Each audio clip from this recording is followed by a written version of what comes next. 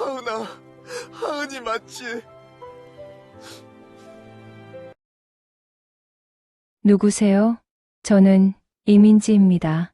3년 전 죽은 줄 알았던 전처가 초라한 차림으로 아이들을 앞뒤로 업은 채 풀빵을 팔고 있었습니다. 도준은 숨이 멎었어요. 틀림없이 그녀였지만 왜 도준을 모르는 걸까요? 그리고 저 아이들은 대체 누구일까요? 사연 시작 전 구독과 좋아요를 눌러주시고 지금 어느 곳에서 듣고 계신지 댓글로 알려주시면 그곳에 큰 행운이 함께하길 진심으로 바라겠습니다. 한방눈이 세상을 하얗게 덮던 날이었습니다. 이도준 회장은 지방 출장을 마치고 서울로 돌아오는 길이었어요. 고속도로가 꽉 막혀서 내비게이션이 샛길로 안내를 했는데 그 길이 하필 작은 시골 마을을 지나게 됐죠. 잠깐 쉬었다 가시죠, 회장님. 눈도 많이 오네요. 운전기사의 말에 도준은 고개를 끄덕였습니다. 마침 오래된 재래시장이 보였거든요. 차에서 내리니 한방눈이 어깨 위로 소복이 쌓였습니다. 시장 안은 생각보다 활기가 넘쳤어요. 어묵 국물 냄새, 호떡 굽는 냄새, 군고구마 냄새가 뒤섞여서 코끝을 간지렸죠. 도준은 무심코 시장 골목을 걸었습니다. 특별히 살 것도 없었지만 그냥 걷고 싶었어요. 시장 한복판을 지나는데 어디선가 익숙한 목소리가 들려왔습니다. 어서 오세요. 갓 구운 풀빵이에요. 따끈따끈한 거 드셔보세요. 도준의 발걸음이 딱 멈췄습니다. 심장이 쿵 하고 내려앉는 것 같았어요. 그 목소리, 분명히 그 목소리였습니다. 밤마다 꿈에서 들려오던 그 목소리, 죽어서도 잊을 수 없는 아내의 목소리였어요. 도준은 천천히 고개를 돌렸어요. 풀빵 리어카 앞에 한 여자가 서 있었어요. 낡은 패딩 점퍼를 입고 앞치마를 두르고 연신 풀빵 틀을 뒤집고 있었죠. 등에는 아이 하나를 업고 앞에는 또 다른 아이를 포대기로 안고 있었습니다. 쌍둥이 같아 보였어요. 한방눈이 여자의 어깨 위로 내려앉았습니다. 여자는 추위에 코끝이 빨갛게 얼어 있었지만 손님들에게 환하게 웃으며 풀빵을 건네고 있었어요. 도준의 눈에서 눈물이 흘러내렸습니다. 하은이, 하은이잖아. 저 얼굴, 저 목소리, 틀림없었습니다. 전처 서하은이었어요. 도준은 자신도 모르게 여자에게 다가갔습니다. 다리가 후들거렸고 가슴이 미친 듯이 뛰었죠. 눈앞이 뿌옇게 흐려졌습니다. 하은아. 도준이 떨리는 목소리로 불렀습니다. 여자가 고개를 들었어요. 눈이 마주쳤습니다. 그런데 여자의 눈에는 아무런 감정이 없었습니다. 낯선 사람을 바라보는 그냥 그런 눈빛이었어요. 네, 손님, 저한테 하신 말씀이세요? 하은아, 나야. 나 도준이야. 도준이 한 걸음 더 다가갔습니다. 여자가 살짝 뒤로 물러섰어요. 표정이 당황스러움으로 바뀌었죠. 손님, 사람 잘못 보신 것 같아요. 저는 이민지입니다. 뭐라고? 제 이름은 이민지라고 합니다. 여자의 목소리는 단호했습니다. 도준을 바라보는 눈에는 경계심마저 서려 있었어요. 도준은 멍하니 서 있었습니다. 머릿속이 하얗게 비어버린 것 같았어요. 죽었다고 들었는데, 살아있다고? 그런데 왜 나를 몰라보는 거지? 그때 여자 등에 업힌 아이가 칭얼거리기 시작했습니다. 여자가 아이를 달래느라 고개를 숙였어요. 도준의 시선이 아이들에게 멈췄습니다. 아이들의 눈매. 그 눈매가 어디서 많이 본 것 같았어요. 도준의 눈매와 똑같았습니다. 그리고 아이들의 코끝. 작은 코끝에 점이 하나 있었어요. 도준에게도 똑같은 위치에 있는 점이었습니다. 이씨 집안 대대로 내려오는 유전이었죠. 설마 저 아이들이. 도준의 심장이 멎는 것 같았습니다. 저기 손님, 여자가 조심스럽게 말을 꺼냈습니다. 풀빵 드릴까요? 도주는 애써 정신을 차렸습니다. 아무리 그래도 죽은 사람이 살아있을 리가. 너무 닮은 남이겠지. 그래, 남일 거야. 아, 네. 풀빵 주세요. 5개만요. 네, 잠시만요. 여자가 풀빵을 종이봉투에 담았습니다. 도주는 지갑에서 10,000원짜리를 꺼내 건넸어요. 거스름돈은 됐습니다. 아니에요. 거스름돈 받으셔야죠, 손님. 괜찮아요. 애들 맛있는 거 사주세요. 도주는 풀빵 봉투를 받아들고 돌아섰습니다. 더 있다가는 눈물이 쏟아질 것 같았거든요. 시장을 빠져나오는 동안 손에 든 풀빵 봉투에서 풀빵 냄새가 계속 났습니다. 연애할 때 하은이랑 야시장 데이트하면서 호호 불어가며 나눠 먹었던 그 풀빵 냄새와 똑같았어요. 여보, 저 어렸을 때 진짜 가난했거든요. 풀빵이 제일 맛있는 간식이었어요. 그래서 지금도 풀빵 좋아해요. 하은이 수줍게 웃으며 했던 말이 떠올랐습니다. 도주는 차에 올라타고도 한참을 멍하니 앉아 있었어요. 손에 든 풀빵 봉투를 내려다봤습니다. 따뜻한 온기가 손바닥으로 전해져 왔죠. 3년 전 일이 떠올랐습니다. 하은이 사고로 죽었다는 말만 전해 들었죠. 그런데 시신이 어디 있는지, 장례는 어디서 치렀는지 아무것도 알 수 없었어요. 문득 이상하다는 생각이 들었습니다. 설마. 도주는 주머니를 뒤졌습니다. 지갑 속에 오래된 명함 한 장이 있었어요. 사설탐정 명함이었습니다. 예전에 회사 일 때문에 받아둔 건데 한 번도 연락한 적이 없었죠. 도주는 떨리는 손으로 휴대폰을 꺼냈습니다. 진실을 알아야 해.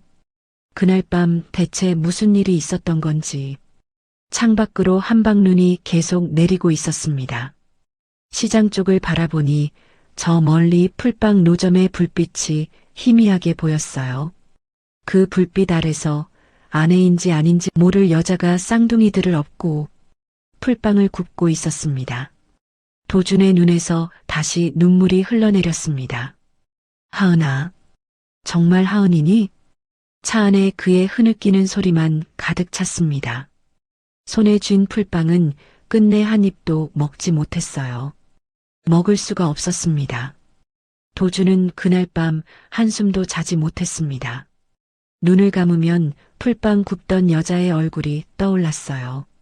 쌍둥이들을 업고 있던 모습, 자기를 전혀 알아보지 못하던 눈빛까지 전부 또렷하게 머릿속을 맴돌았죠. 도주는 서재에서 오래된 앨범을 꺼냈어요. 첫 장을 펼치자 하은의 환한 웃음이 눈에 들어왔습니다. 5년 전 봄이었어요. 그때 도주는 아버지 회사에서 막 상무로 승진한 참이었습니다. 31살 젊은 나이에 임원이 됐으니 주변의 기대가 대단했죠. 그런데 정작 본인은 매일이 전쟁 같았어요. 그러던 어느 날 밤이었습니다. 11시가 넘은 시각, 도주는 텅 빈 사무실에서 혼자 서류를 검토하고 있었어요. 그때 조심스러운 노크 소리가 들렸습니다. 실례합니다. 상무님 혹시 커피 드실래요? 고개를 드니 처음 보는 젊은 여자가 서 있었어요. 단정한 정장 차림에 손에는 커피를 들고 있었죠. 누구시죠? 오늘 입사한 신입 비서 서하은이라고 합니다. 여자가 허리를 숙여 인사했어요. 이 시간에 아직 안 갔어요? 인수인계 받느라고요. 근데 상무님도 안 가셨네요. 불 켜져 있길래 혹시나 하고요. 하은이 슬며시 웃으며 커피를 내밀었습니다. 고마워요. 근데 앞으로는 이렇게 늦게까지 있지 말아요. 상무님도요. 하은이 작게 웃었어요. 순수하게 걱정하는 눈빛이었습니다. 그게 첫 만남이었어요. 처음엔 서먹했습니다. 그런데 하은은 달랐어요.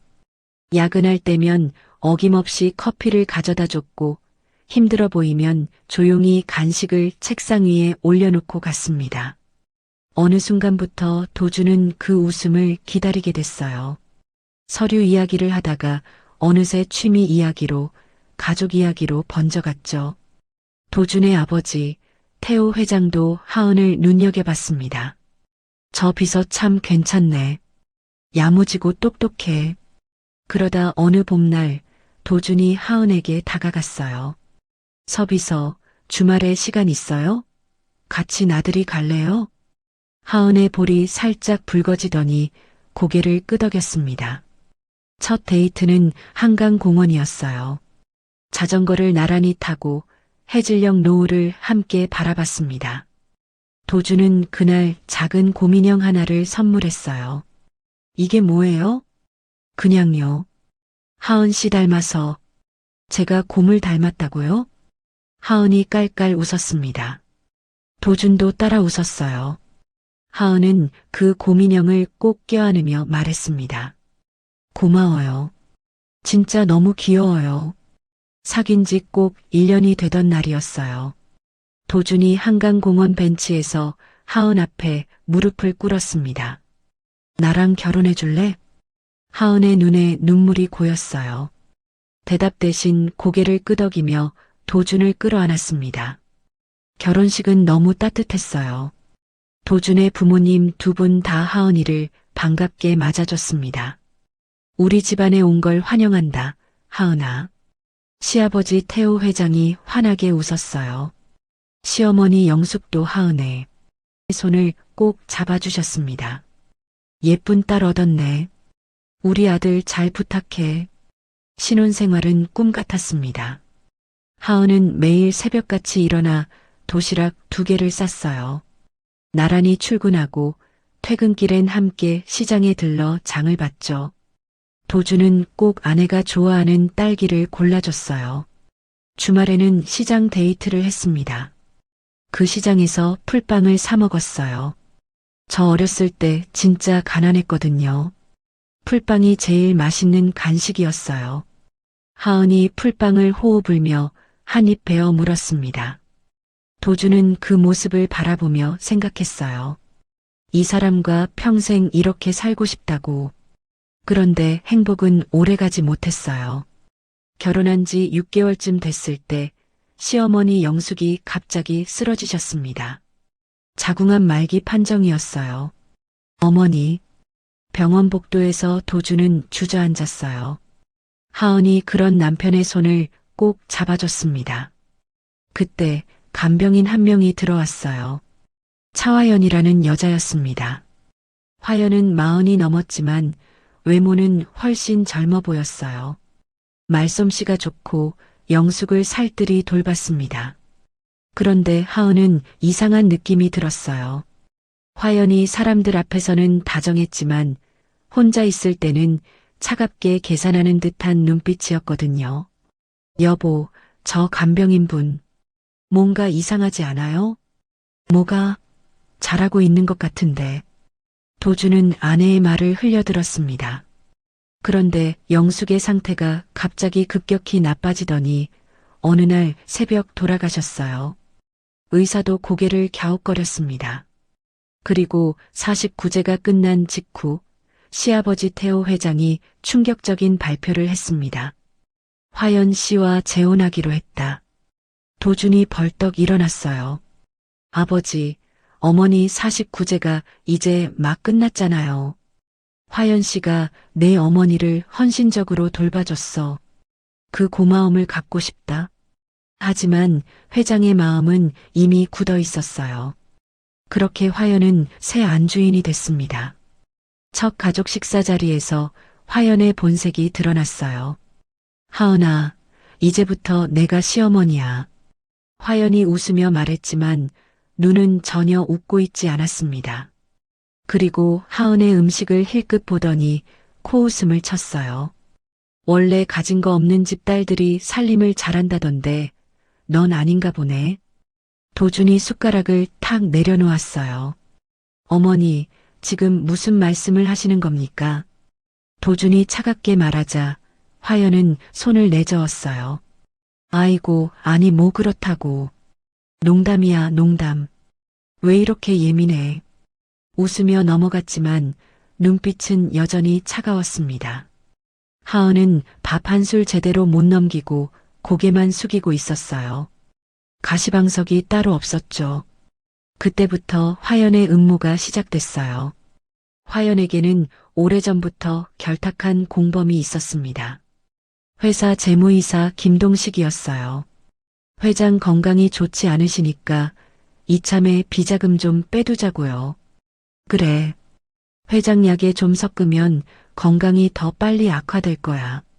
화연과 동식은 비밀리에 회사 돈을 빼돌리기 시작했어요. 태호 회장 약에 몰래 기력을 떨어뜨리는 약물을 섞었습니다. 회장은 점점 멍해지고 판단력이 흐려졌어요. 저 며느리가 문제야. 회장 곁에 붙어서 이것저것 챙기잖아. 걱정 마세요. 제가 사람 붙여놨습니다. 하은은 그런 줄도 모르고 일상을 보내고 있었습니다. 밤에 잠이 오지 않으면 곰인형을 꺼내 안았어요. 남편이 연애 시절 선물해준 그 인형이요. 그때는 좋았는데 하은은 인형을 꼭 끌어안으며 행복했던 시절을 떠올렸습니다. 그 시각 화연은 동식과 통화하고 있었어요. 하은이 움직임을 빠짐없이 보고해. 알았지? 화연의 입꼬리가 올라갔습니다. 차가운 미소였어요. 그로부터 며칠이 흘렀어요. 하은은 여전히 태호 회장의 특별비서로 일하고 있었습니다. 회장 일정을 관리하고 서류를 정리하고 회의를 준비하고 시어머니의 따가운 눈총이 신경 쓰였지만 꾹 참고 맡은 일에 집중했어요. 그런데 그날 오후였습니다. 하은은 회장 지시로 내부 감사 자료를 정리하고 있었어요. 서류 더미를 한 장 한 장 넘기다가 문득 이상한 걸 발견했습니다. 회사 법인카드 사용 내역이었는데 출처를 알 수 없는 금액들이 빠져나가고 있었어요. 이게 뭐지? 하은은 눈을 가늘게 뜨고 서류를 살폈습니다. 매달 일정한 금액이 정체불명의 계좌로 빠져나가고 있었어요. 3억 원, 5억 원, 때로는 10억 원까지. 총액을 대충 합쳐보니 100억이 훌쩍 넘었습니다. 비자금? 심장이 쿵쾅거리기 시작했어요. 하은은 손을 떨며 관련 서류를 더 찾아봤습니다. 계약서 더미가 나왔어요. 그런데 거래처 이름이 처음 듣는 곳들이었습니다. 혹시나 싶어 인터넷으로 검색해봤지만 실체가 없는 페이퍼 컴퍼니들이었어요. 허위 계약서였던 겁니다. 하은은 계약서 맨 아래 서명란을 봤습니다. 시어버지 태호 회장 이름이 적혀 있었어요. 그런데 뭔가 이상했습니다. 잠깐 이 사인. 하은은 서랍에서 다른 서류들을 꺼내 비교해 봤어요. 회장님이 직접 서명한 서류들과 나란히 놓고 봤습니다. 달랐어요. 시아버지 사인은 끝 획이 위로 올라가는 습관이 있었는데 이 서류들의 사인은 끝 획이 밑으로 쳐졌습니다. 수십 장을 비교해 봤지만 분명히 달랐어요. 아버님 사인이 아니야. 하은의 손이 떨렸습니다. 누군가 태호 회장의 서명을 위조해서 회사 돈을 빼돌리고 있었던 거예요. 하은은 주위를 둘러봤습니다. 아무도 없었어요. 재빨리 USB를 꺼내 관련 파일들을 복사하기 시작했습니다. 손이 떨려서 마우스를 제대로 잡기가 힘들었어요. 그런데 하은은 몰랐습니다. 천장 구석에 달린 CCTV가 그 모습을 고스란히 찍고 있다는 거요. 복사를 마친 하은은 USB를 주머니에 깊이 넣었어요. 그리고 아는 필적 감정 전문가에게 연락했습니다. 대학 선배 중에 경찰 출신으로 감정사 자격증을 딴 사람이 있었거든요.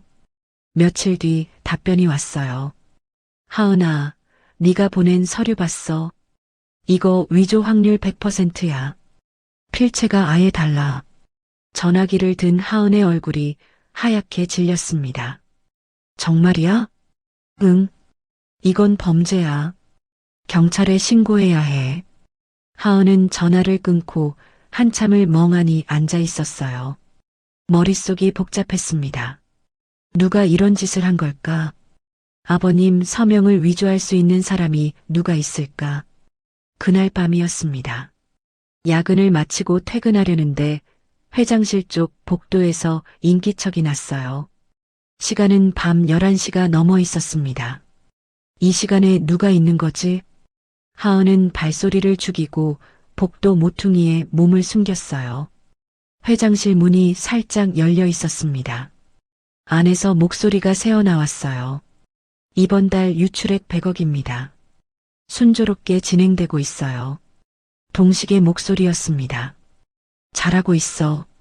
근데 문제가 하나 있어. 차화연의 목소리였어요. 하은은 숨을 죽이고 귀를 기울였습니다. 며느리 말이야. 요즘 서류 뒤지는 게 심상치 않아. 아, 그건 저도 보고받았습니다. 감사 자료 정리하면서 뭔가 눈치챈 것 같더라고요. 그래서 말인데, 화연의 목소리가 낮아졌습니다. 확실히 처리해야겠어. 이대로 뒀다간 우리 계획 다 틀어져. 하은의 심장이 멎는 것 같았어요. 손으로 입을 틀어막았습니다. 다리가 후들거렸어요. 어떻게 할까요? 방법은 내가 생각해둔 게 있어. 일단 증거부터 모아. 그 애가 횡령한 것처럼 꾸밀 거야. 누명을 씌우시겠다는 거죠? 그래. 도준이 그 여자 감싸는 꼴 못 봐. 이참에 쫓아내야 해. 하은은 떨리는 손으로 주머니에서 휴대폰을 꺼냈어요. 녹음 버튼을 눌렀습니다. 심장이 터질 것 같았지만 꾹 참고 녹음을 계속했어요. 얼마나 지났을까? 회장실 문이 열리는 소리가 났습니다. 하은은 황급히 몸을 돌려 반대쪽 계단으로 내려갔어요. 심장이 미친 듯이 뛰었습니다. 집에 돌아온 하은은 한참을 멍하니 앉아 있었어요. 여보, 왜 그래? 얼굴이 왜 그래? 도준이 다가와 물었습니다. 아, 아니야. 그냥 야근해서 피곤해. 하은은 애써 웃어 보였어요. 말하고 싶었습니다. 당신 새어머니가 회사 돈을 빼돌리고 있다고. 나를 누명 씌워 쫓아내려 한다고. 여보, 혹시 어머님이. 말이 목구멍까지 나왔다가 멈췄어요. 증거가 부족했습니다. USB에 담긴 자료와 녹음 파일만으로는 부족했어요. 아들한테 자칫 잘못하면 오히려 오해만 살 수 있었습니다. 어머니가 뭐? 아니야, 아무것도 아니야. 하은은 고개를 저었어요. 도준은 이상하다는 듯 아내를 바라봤지만 더 묻지 않았습니다. 그날 밤 하은은 침대에 누워 곰인형을 꺼냈어요. 연애 시절 도준이 선물해준 그 인형이요. 인형을 가슴에 꼭 안으며 생각했습니다. 우리 가정을 지켜야 해. 내가 지켜야 해. 하은은 결심했어요. 증거를 더 모으기로요. 확실하게 준비해서 절대 빠져나갈 수 없게 만들어야 했습니다. 그런데 그 시각 동식은 화연에게 전화를 걸고 있었어요. 사모님, 보고 드릴 게 있습니다. 뭔데? 오늘 밤 하은이가 회장실 앞에 있었습니다. CCTV에 찍혔어요. 뭐라고?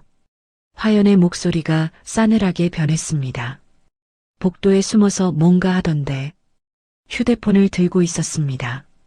녹음한 거야? 아마도요. 화연의 이가 갈리는 소리가 전화기 너머로 들렸어요.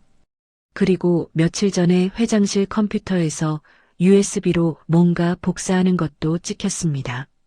이것이 화연의 목소리가 낮게 깔렸습니다. 이제 끝내야겠어. 더 늦기 전에. 전화기 너머로 차가운 웃음소리가 새어나왔습니다. 바로 다음 날 아침이었어요. 화연은 동식을 자기 사무실로 긴급히 불러들였습니다.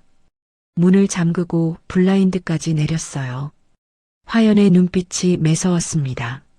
며느리한테 다 뒤집어 씌워. 우리가 한 거 전부. 사모님, 그게 가능할까요? 가능하게 만들어. 그의 명의로 비자금 계좌 만들고 서명도 위조해. 네가 못할 게 뭐 있어. 동식은 고개를 끄덕였습니다. 그날부터 조작이 시작됐어요.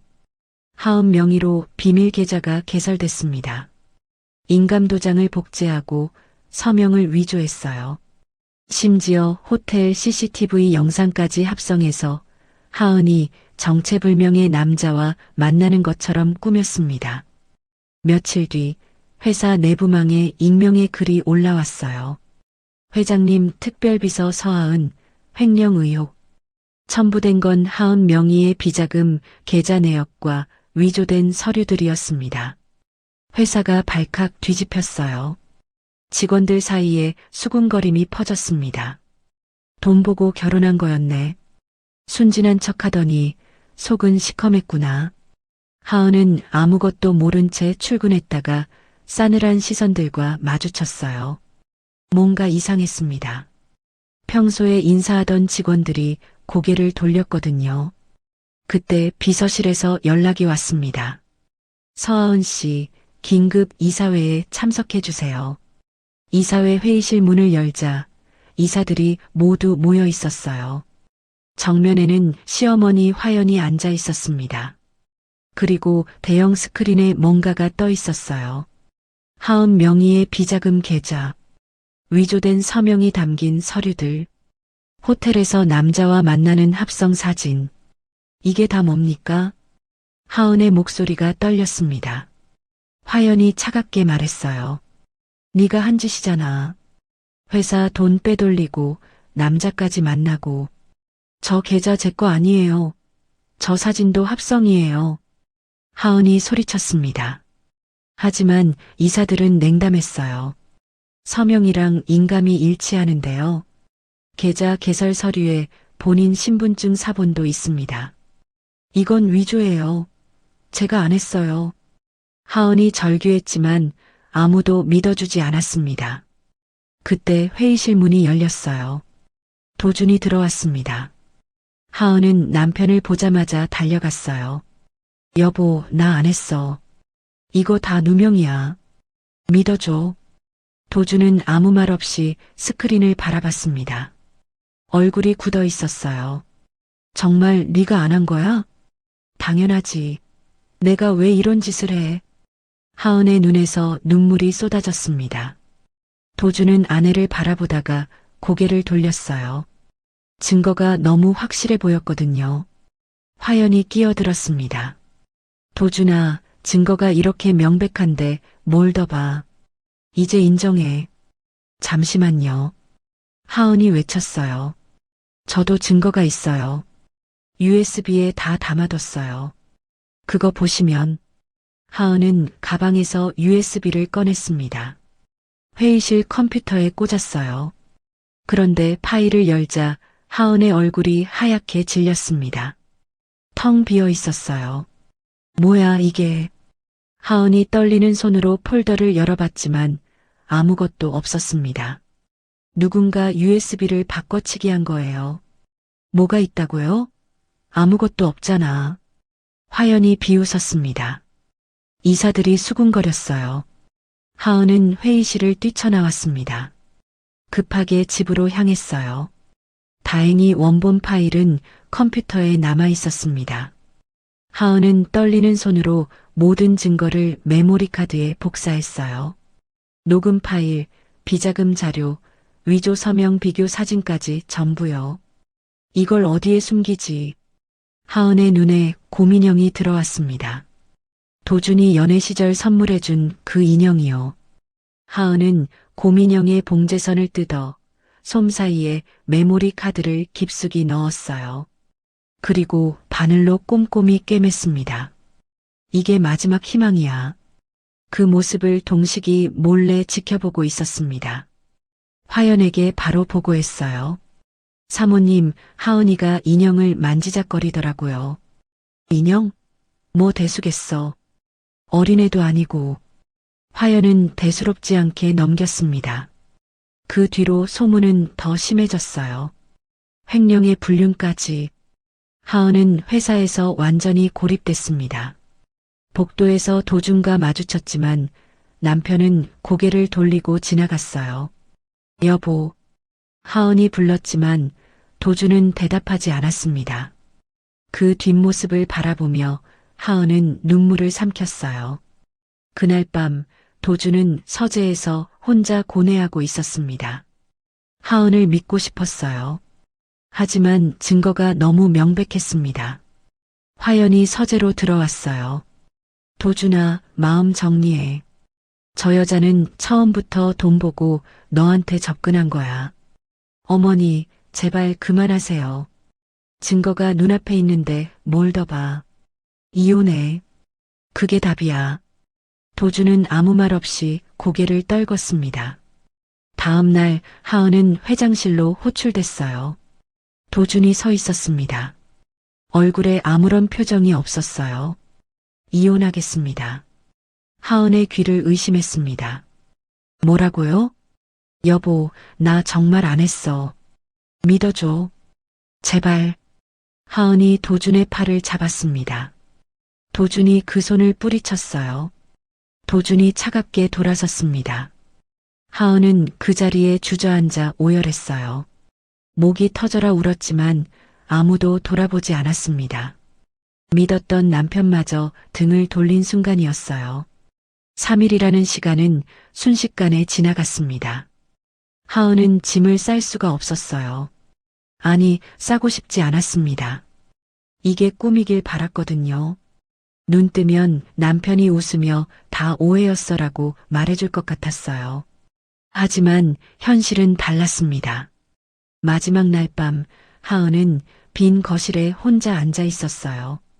도주는 며칠째 집에 들어오지 않았습니다. 시어머니 화연은 대놓고 비웃었죠. 짐 다 쌌어? 내일 아침까지 안 나가면 경비한테 끌어내라고 할 거야. 하은은 아무 대답도 하지 못했어요. 그저 고민형만 꼭 끌어안고 있었습니다. 밤 11시가 넘었을 때 하은은 결심했어요. 여기서 이렇게 당하고만 있을 순 없었습니다. 일단 아버지한테 가야 했어요.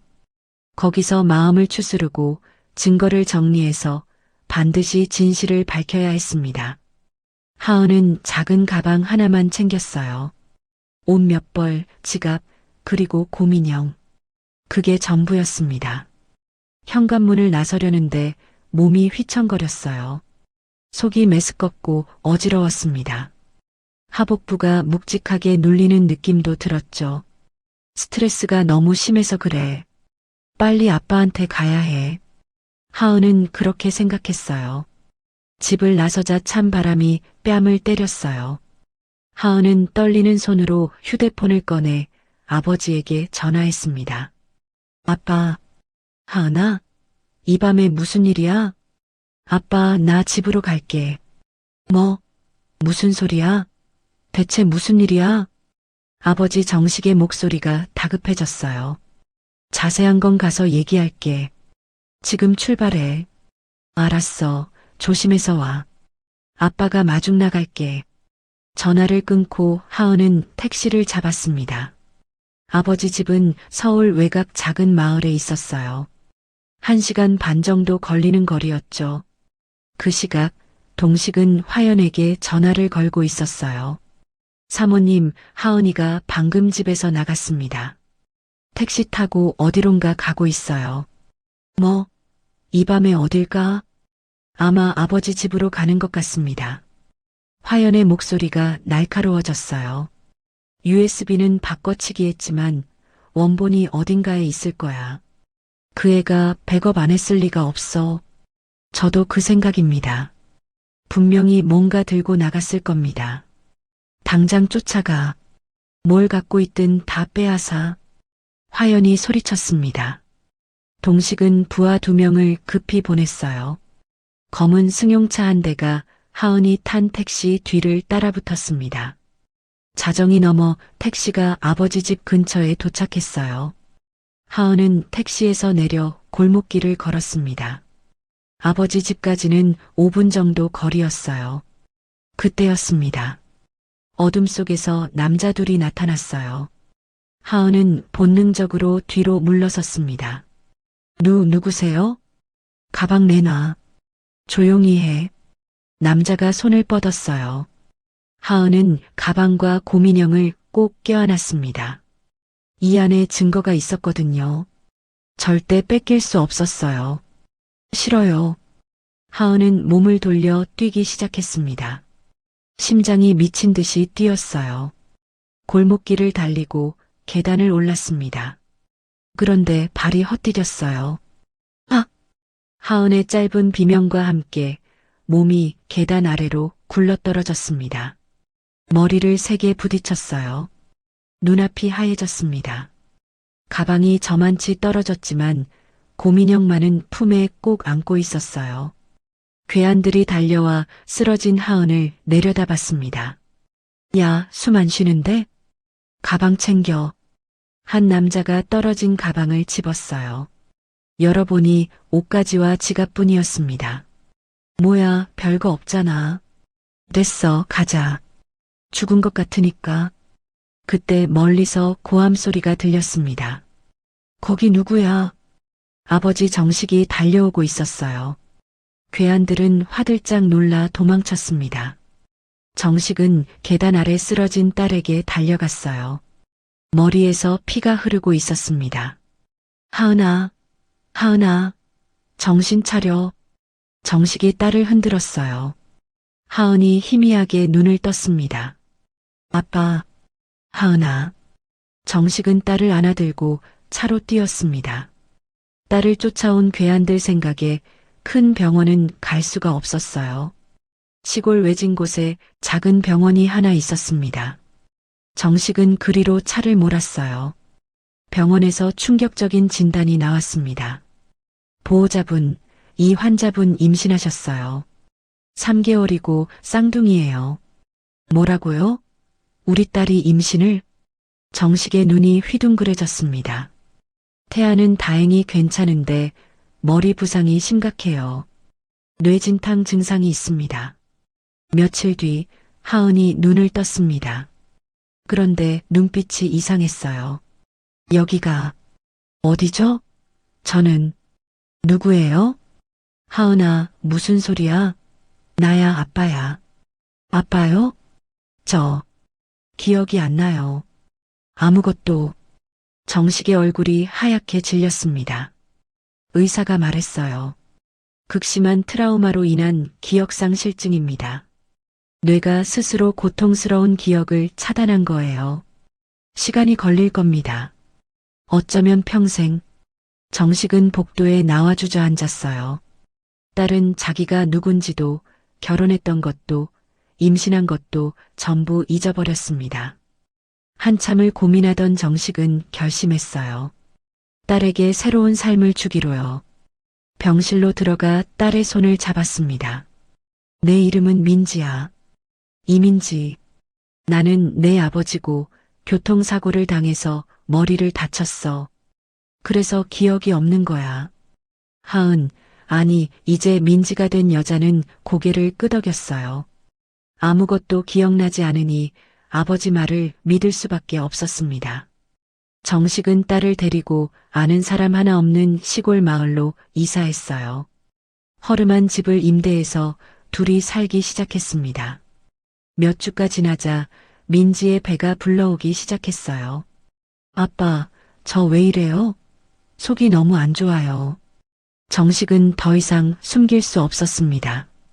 민지야, 너 임신했어. 사고 났을 때 병원에서 알았어. 쌍둥이야. 쌍둥이? 그럼 아이 아빠는요? 기억나지 않지? 아이 아빠는 사고로 세상을 떠났어. 정식이 거짓말을 했습니다. 민지가 고개를 저었어요. 눈에 눈물이 고였습니다. 정식은 딸을 꼭 안아줬어요. 괜찮아. 아빠가 다 도와줄게.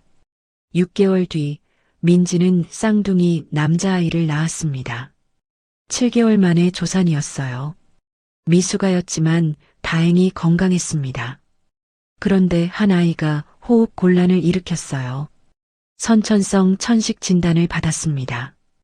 평생 관리해야 합니다. 약값이 만만치 않을 거예요. 민지는 두 아이를 바라보며 결심했어요. 제가 뭐든 할게요. 이 아이들 지켜야죠. 그 시각 서울에서 화연은 동식과 통화하고 있었습니다. 그래서 뭘 빼앗아 왔어? 가방에는 옷가지밖에 없었습니다. 그리고 계단에서 떨어져서 죽었어? 아마도요. 움직이지 않았습니다. 화연은 잠시 생각하더니 말했어요. 사망진단서 만들어 깔끔하게 정리하자. 화연은 위조된 사망진단서를 들고 도준을 찾아갔습니다. 도준아, 하은이가 사고로 숨졌대. 도준의 얼굴이 굳었어요. 뭐라고요? 도준은 밤새 울었어요. 하은아, 미안해. 내가 믿었어야 했는데. 한편 시골 마을에서 민지는 짐을 정리하다가 고민형을 발견했어요. 이게 뭐지? 왠지 낯익은데. 아버지 정식이 황급히 인형을 가져갔습니다. 아, 그건 네가 좋아하던 인형이야. 아빠가 보관할게. 민지는 의아했지만 더 묻지 않았어요. 고민형 속 메모리 카드. 거기엔 모든 진실이 담겨 있었습니다. 하지만 그걸 아는 사람은 이제 아무도 없었어요. 그로부터 3년이 흘렀습니다. 민지는 시골 마을에서 풀빵 장사를 하며 쌍둥이를 키웠어요. 아버지 정식은 몸이 점점 약해져서 휠체어 신세를 지게 됐죠. 힘들었지만 그래도 네 식구는 서로 의지하며 살아갔습니다. 그리고 어느 겨울날 눈 내리는 재래시장에서 도준과 재회했어요. 도준은 그날 이후 잠을 이룰 수가 없었습니다. 죽은 줄 알았던 아내가 살아있었어요. 그것도 쌍둥이를 키우면서요. 시장에서 돌아온 다음 날 도준은 사설탐정에게 연락했습니다. 그 시장에서 풀빵 파는 여자를 조사해 주세요. 이름은 이민지라고 합니다. 일주일 뒤 조사 보고서가 도착했어요. 도준은 떨리는 손으로 봉투를 열었습니다. 서류 첫 장에 사진이 붙어 있었어요. 풀빵 노점 앞에서 쌍둥이를 안고 웃는 여자. 틀림없이 하은이었습니다. 보고서 내용은 이랬어요. 이민지 32살. 3년 전 이 마을로 이사옴.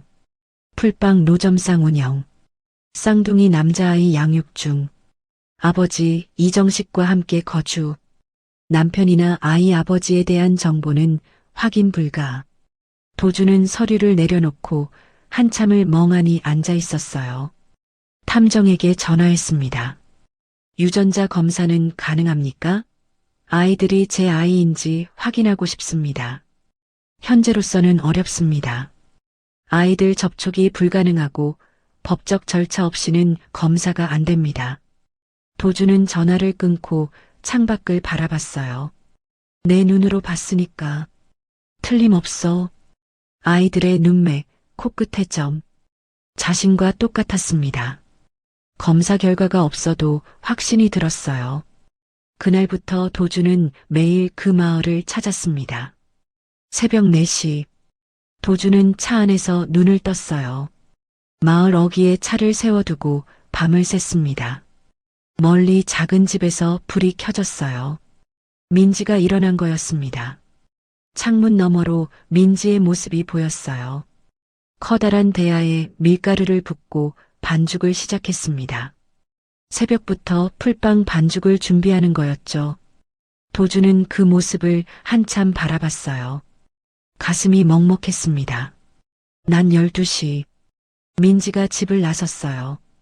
휠체어에 아버지를 태우고 천천히 걸었습니다. 병원으로 가는 길이었어요. 도준은 멀찍이 떨어져서 뒤를 따랐습니다. 민지가 휠체어를 밀며 가파른 언덕을 오르는 게 보였어요. 힘에 부치는지 중간에 멈춰서 숨을 돌렸습니다. 도준은 달려가서 도와주고 싶었어요. 하지만 그럴 수 없었습니다. 민지는 자기를 모르니까요. 밤 10시. 민지가 다시 집을 나섰어요. 이번엔 아이 하나를 업고 있었습니다. 약국으로 향했어요. 천식 약 주세요. 늘 먹던 거요. 약사가 약을 건넸습니다. 아이가 많이 힘들어하죠? 네, 요즘 날이 추워서 그런지 기침을 많이 해요. 민지가 걱정스러운 얼굴로 아이 등을 토닥였어요. 도주는 약국 밖에서 그 모습을 지켜봤습니다.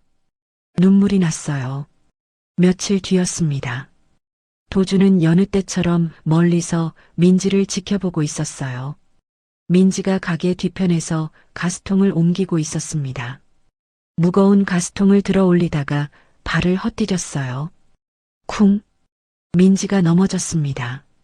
가스통이 굴러갔어요. 도주는 반사적으로 차 문을 열었습니다. 달려가려다가 멈췄어요. 갈 수가 없었습니다. 민지가 천천히 일어났어요. 무릎이 까진 건지 얼굴을 찡그렸습니다. 하지만 아무 말 없이 다시 가스통을 들어 올렸어요. 그 모습을 보며 도주는 주먹을 꽉 쥐었습니다. 내가 믿지 않았으니까. 3년 전 그날이 떠올랐어요. 하은이 울면서 매달렸죠. 나 안 했어. 믿어줘. 그런데 자기는 증거만 보고 등을 돌렸습니다. 내가 믿었으면 이렇게 안 됐을 텐데. 도준의 눈에서 눈물이 흘러내렸어요. 어떻게 용서를 빌어야 하지. 그날 밤이었습니다. 도준은 차 안에서 민진의 집을 바라보고 있었어요. 작은 창문으로 불빛이 새어나왔습니다. 그때 노랫소리가 들렸어요. 자장자장 우리 아가, 잘도 잔다 우리 아가. 민지가 자장가를 부르고 있었습니다. 부드럽고 따뜻한 목소리였어요. 도주는 숨을 멈췄습니다. 그 목소리, 신혼 때 하은이 불러주겠다고 했던 자장가였어요. 나중에 우리 아기 생기면 매일 자장가 불러줄 거예요. 하은이 웃으며 했던 말이 떠올랐습니다. 그때는 그냥 웃어넘겼어요. 그런데 정말로 아이가 생겼고 하은은 혼자서 그 아이들을 키우고 있었습니다. 도주는 더 이상 견딜 수가 없었어요. 차 시동을 걸고 그 자리를 떠났습니다. 눈물이 멈추지 않았어요. 진실을 알아야 했습니다. 3년 전 그날 밤 대체 무슨 일이 있었는지, 왜 하은이 기억을 잃었는지, 왜 다른 이름으로 살고 있는지, 그리고 무엇보다 그 쌍둥이가 정말 자기 아이인지. 도주는 주먹을 꽉 쥐었습니다. 이번엔 도망치지 않을 거야. 반드시 진실을 밝힐 거야. 창밖으로 눈이 내리기 시작했어요. 3년 전 그 겨울처럼 하얗게. 며칠 뒤 도주는 비서로부터 장인어른이었던 정식의 연락처를 손에 전해받았습니다. 비서가 건넨 메모를 한참 바라봤어요. 손이 떨렸습니다. 전화를 할까, 직접 찾아갈까? 고민 끝에 도주는 직접 찾아가기로 했어요. 민진의 집 앞에 차를 세웠습니다. 민진은 장사 나간 시간이었어요. 집에는 정식 혼자 있을 거였습니다. 도주는 깊은 숨을 내쉬고 초인종을 눌렀어요. 잠시 후 문이 열렸습니다. 휠체어에 앉은 노인이 고개를 들었어요. 얼굴이 많이 수척해져 있었습니다. 누구시오? 안녕하세요, 장인어른. 저 이서방입니다. 정식의 눈이 커졌어요. 얼굴이 굳어졌습니다. 왜 자니가 여길? 아버님, 제발 진실을 말씀해 주세요. 하은이가, 제 아내가 살아있다는 거 알고 있습니다. 정식의 얼굴에 분노가 떠올랐어요. 아내? 이제 와서 아내라고? 자니가 그 애한테 어떻게 했는데? 잘못했습니다. 제가 잘못했어요. 그래서 이렇게 찾아온 겁니다. 도준이 고개를 숙였습니다. 정식은 차갑게 내려다봤어요. 돌아가게. 우리 딸은 겨우 웃기 시작했어. 자네 때문에 또 무너지게 할 순 없네. 아버님, 우리 하은이는 아무것도 기억 못해. 자기가 누군지도, 결혼했던 것도, 아이 아빠가 누군지도. 그게 차라리 다행이야. 돌아가. 정식이 문을 닫으려 했어요. 도준이 다급히 말했습니다. 제발요. 3년 전 그날 밤 무슨 일이 있었는지 알고 싶습니다. 하은이한테 무슨 일이. 됐네. 정식이 소리쳤어요. 그런데 갑자기 얼굴을 찡그렸습니다. 가슴을 움켜쥐더니 심하게 기침을 시작했어요. 손으로 입을 막았는데 손바닥에 피가 묻어났습니다. 피 묻은 가래였어요. 아버님, 도준이 황급히 정식을 부축했습니다. 정식의 몸이 축 늘어졌어요. 도준은 정식을 안아들고 차로 뛰었습니다. 119를 기다릴 시간이 없었어요. 직접 차를 몰아 응급실로 향했습니다. 응급실에서 검사가 진행됐어요. 1시간쯤 지났을 때 의사가 나왔습니다. 보호자분이세요? 네, 맞습니다. 폐암 말기입니다. 이미 전이가 많이 진행됐어요. 시간이 얼마 안 남으셨습니다. 도준의 머릿속이 하얘졌어요. 얼마나요? 길어야 며칠입니다. 그때 민지가 응급실로 뛰어들어왔습니다. 쌍둥이를 양손에 끌고 있었어요. 아빠 어디 있어요? 민지가 병실로 달려갔습니다. 도준은 멀찍이 떨어져서 지켜봤어요. 아빠, 정신 차려. 아빠. 민지가 정식의 손을 잡고 울었습니다. 정식이 힘겹게 눈을 떴어요. 민지야, 울지 마. 아빠, 왜 이래? 그동안 병원 왜 안 갔어? 왜?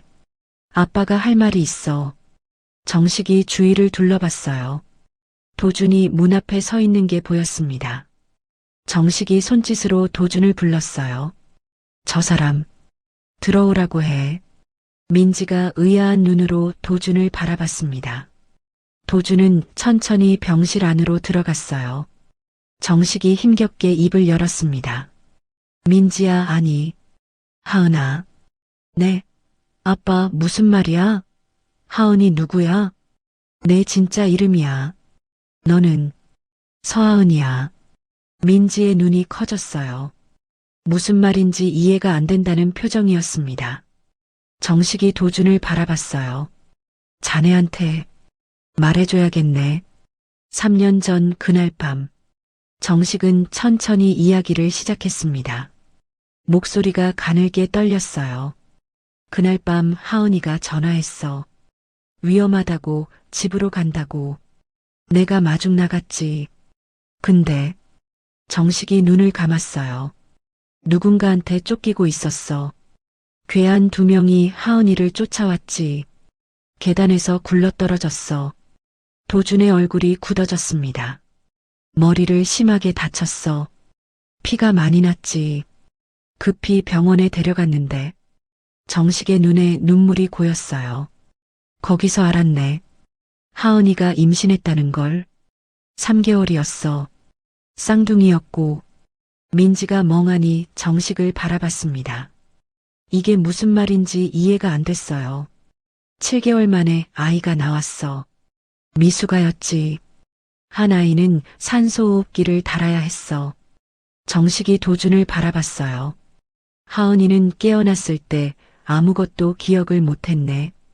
자기 이름도, 결혼했던 것도, 임신했던 것도. 뇌가 스스로 기억을 지워버린 거야. 의사는 극심한 트라우마 때문이라고 했어. 도준의 눈에서 눈물이 흘러내렸습니다. 그래서 새 이름을 지어줬어. 민지라고. 교통사고를 당했다고 말했지. 기억 잃은 게 차라리 다행이라고 생각했어. 그 고통을 잊은 게. 정식이 기침을 했어요. 피가 섞인 기침이었습니다. 아빠. 민지가 다급히 정식을 부축했어요. 하은아. 아빠가 미안해. 진실을 숨긴 거. 아빠, 무슨 소리야? 나는 민지야. 이민지. 아니야. 넌 서하은이야. 그리고 저 사람은. 정식이 도준을 가리켰어요. 내 남편이야. 쌍둥이 아빠고. 민지의 얼굴이 하얗게 질렸습니다. 도준을 바라봤어요. 도준은 아무 말도 못하고 고개를 숙였습니다. 아빠가 무슨 말을 하시는 거지? 정신이 혼미하셔서 착각하시는 건가? 민지는 아버지의 손을 꼭 잡았어요. 임종을 앞둔 사람은 종종 이상한 말을 한다고 들었습니다. 지금 아버지도 그런 거라고 민지는 애써 생각했어요. 정식이 도준의 손을 잡았어요. 내가 죽으면 불쌍한 하은이는 어떡하나. 아버님, 쌍둥이들은 또 어떻게. 아이들 아빠가 누군지도 모르고. 정식의 눈에서 눈물이 흘러내렸어요. 제발 우리 애들을 보호해주게. 하은이랑 쌍둥이들 지켜주게. 약속드리겠습니다. 반드시 지키겠습니다. 도준이 정식의 손을 꼭 잡았어요. 정식이 희미하게 웃었습니다. 그리고 민지를 바라봤어요. 하은아, 아빠가 미안해. 더 잘해주지 못해서. 사랑한다, 딸아. 아빠, 눈 감지 마. 아빠. 민지가 정식의 손을 흔들었어요. 하지만 정식의 눈이 천천히 감겼습니다. 삑, 심장 모니터가 일직선을 그렸어요. 아빠. 민지의 절규가 병실을 가득 채웠습니다. 장례는 조용히 치러졌어요. 도준이 모든 비용을 댔습니다. 민지는 그게 미안했어요. 감사합니다. 꼭 갚겠습니다. 아버지 지인이시죠? 이렇게까지 해주셔서. 민지는 여전히 도준이 누군지 몰랐어요. 정식이 한 말을 믿지 않았습니다. 아니, 믿을 수가 없었어요. 도준은 그냥 고개를 끄덕였습니다. 네. 오래전에 인연이 있었습니다. 편히 쉬세요. 도준은 정체를 밝히지 않았어요. 지금 말해봤자 민지가 받아들일 수 없을 거였습니다. 천천히 조금씩 다가가야 했어요. 장례식장을 나서며 도준은 하늘을 올려다봤습니다. 아버님, 약속 지키겠습니다. 반드시. 이제 진실을 밝혀야 했습니다. 3년 전 하은을 쫓아온 괴한들. 그 뒤에 누가 있는지. 도준은 사무실에 앉아 한참을 생각했어요. 정식의 마지막 말이 계속 머릿속을 맴돌았습니다. 누군가한테 쫓기고 있었어. 괴한 2명이. 도준은 휴대폰을 꺼내 탐정에게 전화했어요. 저번에 조사해 주신 분이죠? 추가로 부탁드릴 게 있습니다. 말씀하세요. 3년 전 일입니다. 장인어른이 돌아가시기 전에 말씀하셨어요. 제 아내가 누군가한테 쫓기다가 계단에서 굴렀다고요. 그날 밤 무슨 일이 있었는지 샅샅이 조사해 주십시오. 3년 전이면 쉽지 않겠는데요. 돈은 얼마든 드리겠습니다. 병원 기록, CCTV 뭐든 찾아주세요. 괴한들이 누구 지시로 움직였는지 알아내야 합니다. 탐정은 잠시 침묵하더니 대답했어요. 알겠습니다. 시간이 좀 걸리겠지만 해보겠습니다. 전화를 끊고 도준은 창밖을 바라봤습니다. 짐작 가는 사람이 있었어요. 하지만 증거 없이 함부로 움직일 순 없었습니다. 2주가 지났어요. 탐정에게서 연락이 왔습니다. 회장님, 보고 드릴 게 있습니다. 직접 찾아뵙겠습니다. 얼마 뒤 탐정이 도준의 서재를 찾아왔어요. 두꺼운 서류 봉투를 내밀었습니다. 쉽지 않았습니다. 하지만 찾았어요. 도준은 떨리는 손으로 서류를 열었습니다. 첫 번째는 병원 기록이었어요. 3년 전 그날 밤 하은이 실려간 시골 산부인과 기록이었습니다. 두부 외상, 뇌진탕, 임신 3개월 쌍둥이. 전부 기록되어 있었어요. 두 번째는 CCTV 영상 캡처였습니다. 사건 현장 근처 편의점에서 확보한 거였어요. 검은 옷을 입은 남자 2명이 하은을 쫓아가는 모습이 선명하게 찍혀 있었습니다. 이 남자들 신원 확인됐습니까? 네. 둘 다 전과자입니다. 폭행, 협박 전력이 있어요. 그리고 탐정이 다른 서류를 꺼냈어요. 이 2사람 당시 김동식 재무이사 명의 법인카드로 현금을 인출한 기록이 있습니다. 도준의 눈이 커졌어요. 김동식이요? 네. 그리고 더 있습니다.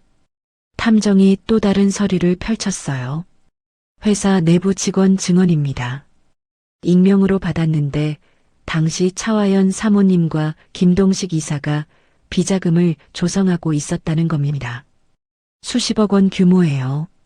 비자금. 사모님 서하은 씨가 그걸 눈치챘다고 합니다. 그래서 누명을 씌워 쫓아냈다는 거예요. 도준의 손이 떨렸습니다. 예상은 했지만 막상 증거를 보니 분노가 치밀어 올랐어요. 더 있습니다. 탐정의 표정이 어두워졌어요. 회장님 친어머니 박영숙 여사님 사망 건도 조사해봤습니다. 어머니요? 네. 당시 병원 기록을 입수했는데 사망 직전 혈중 약물 농도가 비정상적으로 높았습니다. 처방량의 3배가 넘었어요. 도준의 얼굴이 굳어졌어요. 무슨 말씀이십니까? 약물 과다 투여 정황입니다. 자연사가 아닐 수 있다는 거죠. 당시 간병인이 차화연 씨였습니다. 도준은 서류를 내려놓았어요. 손이 떨려서 들고 있을 수가 없었습니다. 마지막으로 탐정이 또 다른 서류를 꺼냈어요. 이태호 회장님 건강검진 기록입니다. 최근 3년간 혈액 검사 결과인데 미량의 독극물이 지속적으로 검출되고 있습니다. 아버지한테도? 네. 서서히 건강을 해치는 종류의 약물입니다. 누군가 의도적으로 투여하고 있는 겁니다. 도준은 멍하니 앉아 있었어요. 머릿속이 하얘졌습니다. 차화연. 그 여자가 어머니를 죽이고 아버지를 병들게 하고 아내를 쫓아내고 자기한테 거짓말을 했던 거였어요. 감사합니다. 이 자료들 잘 쓰겠습니다.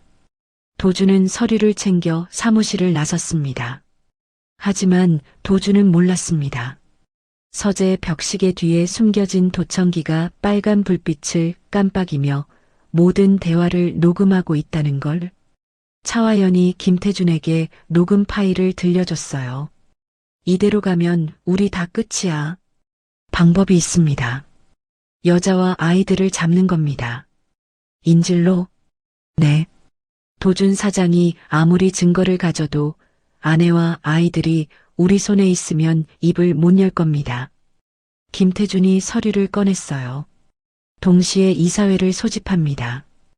해임한 상정. 이미 이사 5명 매수 완료했습니다. 차화연이 냉소했습니다. 좋아. 내일 밤 실행해. 깨끗하게. 그날 밤이었습니다. 민지는 쌍둥이를 재우고 부엌에서 설거지를 하고 있었어요. 아버지가 돌아가신 뒤로 집이 너무 조용했습니다. 그때였습니다. 쾅! 현관문이 부서지는 소리가 났어요. 민지는 화들짝 놀라 몸을 돌렸습니다. 검은 옷을 입은 남자 2명이 집 안으로 들어왔어요. 얼굴을 마스크로 가리고 있었습니다. 누구세요? 민지가 소리쳤어요. 남자들이 대답 없이 다가왔습니다. 조용히 해. 조용히 하면 목숨은 건질 거야. 한 남자가 아이들 방 쪽으로 향했어요. 민지의 눈이 커졌습니다. 안 돼. 내 아이들 건드리지 마. 민지가 남자 앞을 막아섰어요.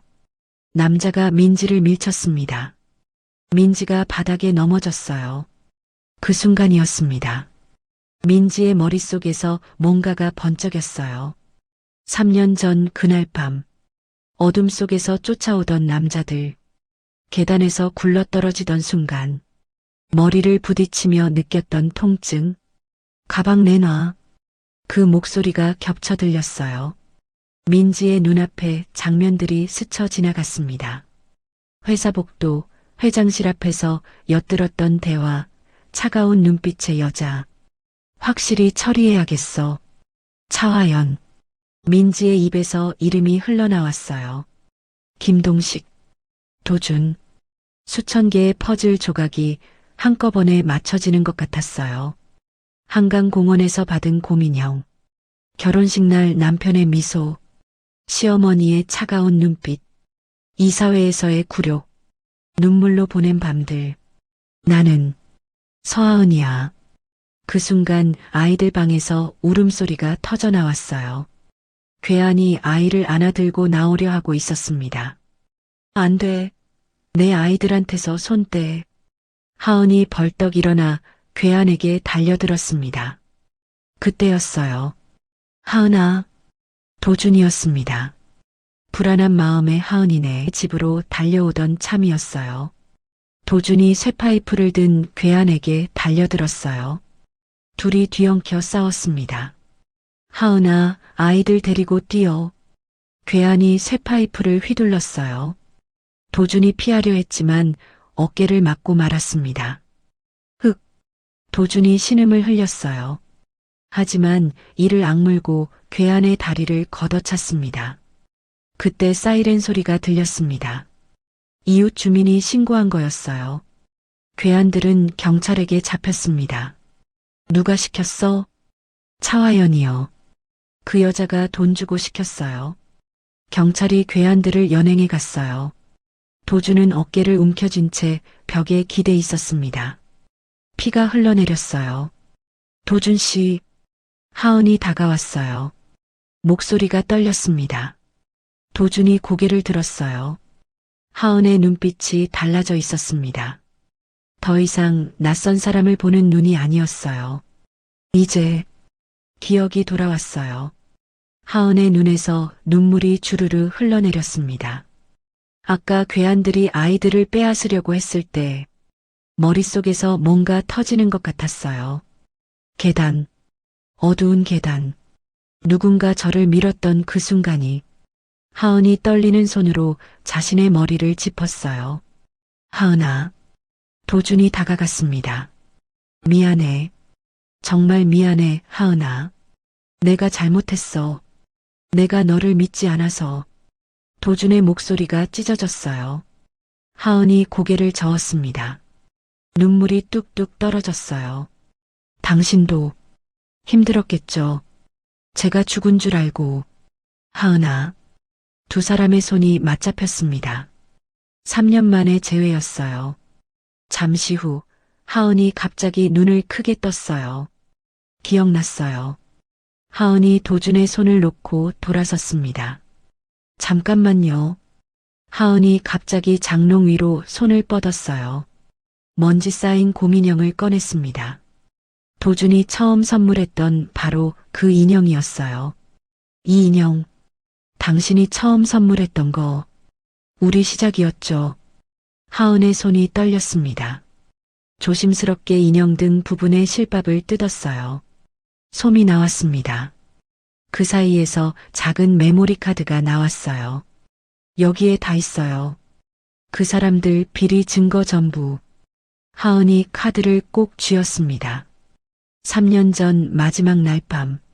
전부 여기 담았어요. 녹음 파일도 서류도 필적 감정 결과도. 그때 도준의 휴대폰이 울렸습니다. 사장님, 큰일 났습니다. 지금 긴급 이사회가 소집됐습니다. 안건이 사장님 회의만이래요. 뭐? 지금? 네, 차화연 사모님이 이사들 다 불러 모았습니다. 1시간 안에 시작한대요. 도준의 얼굴이 굳어졌어요. 가야 해. 어깨가 이런데 어떡해. 지금 안 가면 다 끝나. 회사도 진실도. 도준이 이를 악물고 일어섰습니다. 어깨에서 피가 배어 나왔어요. 나도 갈게요. 하은이 메모리 카드를 꼭 쥐었어요. 이거 없으면 안 되잖아요. 같이 가요. 도준이 하은을 바라봤습니다. 고개를 끄덕였어요. 아이들은 이웃집 아주머니한테 맡길게요. 잠깐만요. 하은이 급히 아이들을 이웃에게 맡기고 돌아왔습니다. 둘은 차에 올라탔어요. 도준이 한 손으로 운전대를 잡았습니다. 다친 어깨가 욱신거렸지만 신경 쓸 여유가 없었어요. 미안해요. 하은이 조수석에서 말했어요. 3년이나 몰라봐서. 내가 미안해. 당신을 믿지 못해서. 지난 일이에요. 지금은 저것들 끝장내는 게 먼저예요. 하은의 눈빛이 단단했습니다. 더 이상 3년 전 쫓기던 여자가 아니었어요. 회사 건물에 도착했습니다. 엘리베이터에서 내리자 대회의실 문이 보였어요. 도준이 문을 열고 들어갔습니다. 어깨에 피 묻은 붕대를 대충 감은 모습이었어요. 이사들이 모두 모여 있었습니다. 화연이 정면에 앉아 있었어요. 어머, 도준아. 그 꼴이 뭐야? 화연이 비웃었어요. 도준은 대답 없이 자리에 앉았습니다. 자, 이사회 시작하지요. 오늘 안건은. 화연이 일어서려는 순간 회의실 문이 다시 열렸어요. 태호 회장이 들어왔습니다. 여보, 어쩐 일이세요? 화연의 얼굴이 굳어졌어요. 이번 이사회는 나도 참석하지. 태호 회장이 차갑게 말했어요. 휠체어가 아닌 자기 두 발로 걸어 들어왔습니다. 그리고 태호 회장이 도준을 바라봤어요. 진짜 안건은 따로 있지 않나? 도준이 고개를 끄덕이며 일어섰습니다. 손에는 메모리 카드가 들려 있었어요. 그리고 그 옆에 하은이 서 있었습니다. 3년 만에 이 회의실에 다시 선거였어요. 화연의 얼굴이 하얗게 질렸습니다. 넌 오랜만이에요, 어머님. 하은이 웃었어요. 회의실이 얼어붙었습니다. 화연은 하은을 보고 얼굴이 사색이 됐어요. 기억을 되찾았다는 걸 알 수 있었거든요. 넌 기억이 없었잖아. 되찾았죠. 어머님이 보낸 사람들 덕분에. 하은의 목소리는 차분했지만 눈빛은 날카로웠습니다. 도준이 앞으로 나섰어요. 손에 든 메모리 카드를 들어 보였습니다. 아버지, 이사님들. 이 안에 3년간 숨겨졌던 진실이 담겨 있습니다. 그게 뭔데? 화연이 소리쳤어요. 도준은 대답 없이 회의실 컴퓨터에 메모리 카드를 꽂았습니다. 대형 스크린에 영상이 떴어요. 3년 전 회장실에서 녹음된 음성 파일이었습니다. 화연과 동식의 목소리가 회의실에 울려 퍼졌어요. 이번 달 유출액 100억입니다. 잘하고 있어. 근데 며느리가 문제야. 그 애 확실히 처리해야겠어. 이사들의 얼굴이 굳어졌습니다.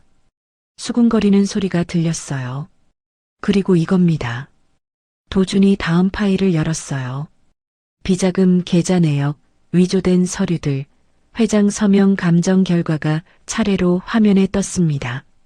이 서류들은 전부 위조된 겁니다. 회장님 서명을 베껴서 회사 돈을 빼돌린 증거예요. 화연의 얼굴이 일그러졌어요. 이건 조작이야. 다 거짓말이라고. 조작이요? 하은이 한 걸음 앞으로 나섰습니다. 3년 전 저는 이 증거들을 우연히 발견했어요. 내부 감사 자료를 정리하다가요. 그리고 차화연 여사와 김동식 이사가 나누는 대화를 들었죠. 며느리를 확실히 처리하라는 말까지. 조용히 해. 화연이 벌떡 일어났어요. 네가 다 꾸민 거야. 저 계좌도 네 거였어. 내가 며느리 횡령 현장 잡은 거라고. 그래요? 하은이 차갑게 웃었어요. 그럼 왜 저를 쫓아온 사람들이 차화연이 시켰다고 자백했을까요? 오늘 밤 제 집에 침입한 괴한들, 지금 경찰서에 있어요. 화연의 입이 굳게 닫혔습니다. 태호 회장이 천천히 일어섰어요. 얼굴이 창백했습니다. 화연아. 여보. 당신이 한 짓이 맞소? 화연이 입술을 떨었어요. 대답하지 못했습니다. 내 첫째 부인도. 당신이 그런 거요? 침묵이 흘렀어요. 화연의 눈이 흔들렸습니다. 도준이 또 다른 서류를 꺼냈어요. 아버지, 어머니 사망 당시 병원 기록입니다. 혈중 약물 농도가 처방량의 3배였어요. 당시 간병인이 차화연 씨였습니다. 회의실이 웅성거렸어요. 이사들이 화연을 바라보는 눈빛이 달라졌습니다. 그리고 이것도요. 도준이 마지막 서류를 펼쳤어요. 아버지 최근 3년간 혈액 검사 결과입니다. 미량의 독극물이 지속적으로 검출됐어요. 누군가 아버지한테도 약을 먹이고 있었던 겁니다. 태호 회장의 얼굴이 굳어졌어요. 3년간 자기가 왜 그렇게 무기력하고 판단력이 흐려졌는지 이제야 이해가 됐습니다. 화연, 태호 회장의 목소리가 떨렸어요. 어떻게, 당신이 어떻게, 화연은 더 이상 변명하지 못했습니다. 이사들이 하나둘 자리에서 일어나 화연에게서 멀어졌어요. 해임한 표결은 기각입니다. 한 이사가 말했어요.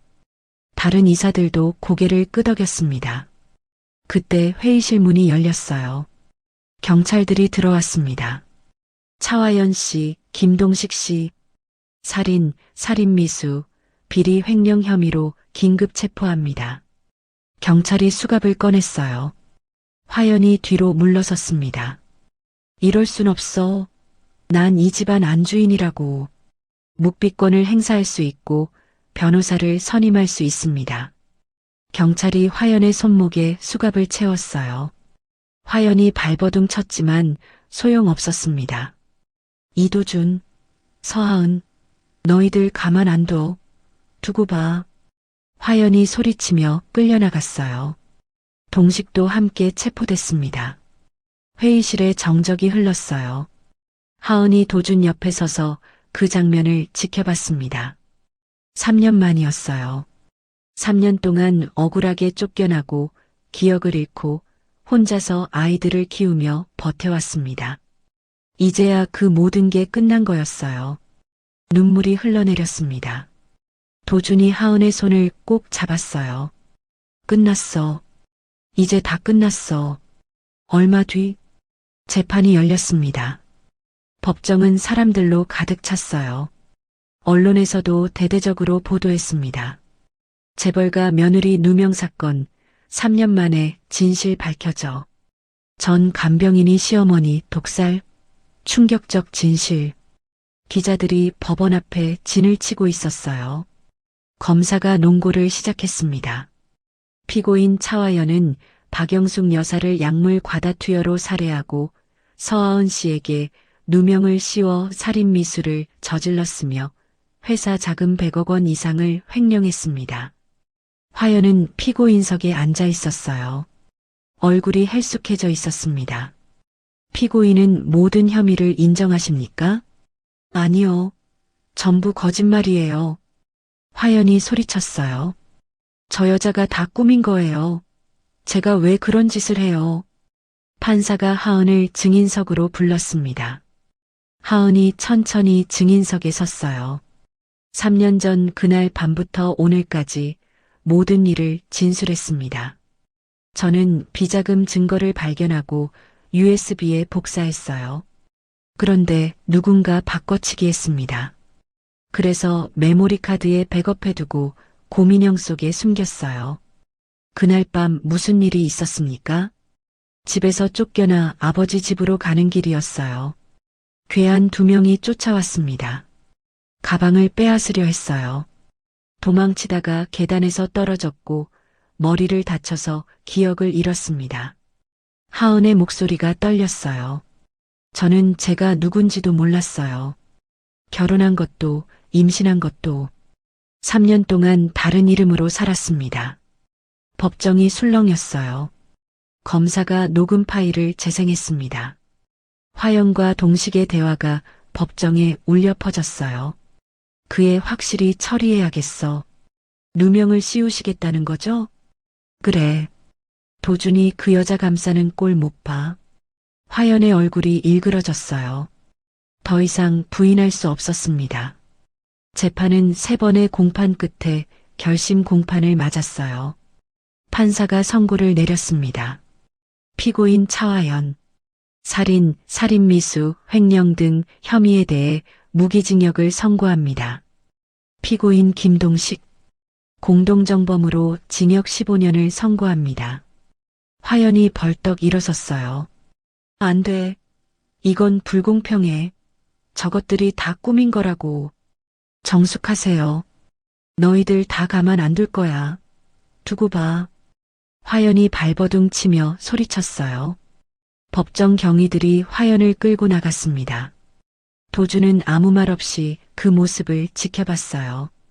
하은이 도준의 손을 잡았습니다. 끝났어요. 응, 이제 정말 끝났어. 재판이 끝나고 며칠 뒤였습니다. 하은은 병원을 찾았어요.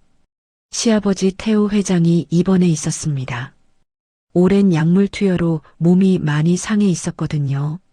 병실 문을 열자 태호 회장이 침대에 누워 있었어요. 예전보다 훨씬 수척해져 있었습니다. 아버님, 하은아. 태호 회장이 힘겹게 고개를 돌렸어요. 눈에 눈물이 고여 있었습니다. 미안하다. 아버님, 내가 너무 어리석었어. 그 여자한테 속아서 네가 그렇게 고생하는 줄도 모르고. 태호 회장의 목소리가 떨렸어요. 영숙이도 그 여자 때문에 내가 어리석었어. 하은이 태호 회장의 손을 잡았어요. 아버님, 저도 오해했어요. 아버님이 일부러 모른 척 한 줄 알았거든요. 아니야. 난 정말 몰랐어. 그 여자가 그런 사람인 줄. 태호 회장이 하은의 손을 꼭 잡았어요. 용서해줘. 이 늙은이를 용서해줘. 하은의 눈에서 눈물이 흘러내렸어요. 아니에요, 아버님. 아버님도 피해자잖아요. 고맙다. 하은아. 태호 회장이 희미하게 웃었어요. 손주들, 보고 싶구나. 데려와 줄 수 있겠니? 네, 아버님. 내일 데려올게요. 하은이 고개를 끄덕였습니다. 창밖으로 햇살이 들어왔어요. 오랜 어둠이 걷히고 드디어 빛이 비치기 시작했습니다. 다음 날 하은은 약속대로 쌍둥이를 데리고 병원을 찾았습니다. 할아버지, 안녕하세요. 아이들이 병실로 뛰어들어갔어요. 태호 회장의 얼굴에 환한 미소가 떠올랐습니다. 오, 우리 손주들 왔구나. 태호 회장이 떨리는 손으로 아이들을 끌어안았어요. 눈에 눈물이 고였습니다. 이렇게 예쁜 아이들이 3년이나 몰랐다니. 할아버지, 울어요? 한 아이가 고개를 갸웃거렸어요. 태호 회장이 눈물을 닦으며 웃었습니다. 아니야, 할아버지 너무 좋아서 그래. 하은은 그 모습을 지켜보며 마음이 따뜻해졌어요. 3년간의 어둠이 걷히고 드디어 가족이 하나가 되는 것 같았습니다. 며칠 뒤 하은은 법원에 갔어요. 개명 신청서를 제출했습니다. 이민지에서 서하은으로 3년 동안 다른 사람의 이름으로 살았던 그녀가 드디어 자기 이름을 되찾는 순간이었어요. 서하은 씨, 개명 신청이 승인되었습니다. 법원 직원이 서류를 건넸어요. 하은은 그 서류를 한참 바라봤습니다. 눈물이 흘러내렸어요. 서하은, 내 진짜 이름이야. 도준이 옆에서 하은의 손을 잡았어요. 다시 찾았네. 당신 이름. 응. 이제 진짜 나로 살 수 있어. 같은 날 쌍둥이 호적도 정리됐습니다. 아버지 란에 이도준이라는 이름이 올라갔어요. 아이들도 이제 정식으로 아버지를 갖게 된 거였습니다. 일주일 뒤 하은과 도준은 정식의 산소를 찾았어요. 쌍둥이도 함께였습니다. 아이들 손에는 국화꽃이 들려 있었어요.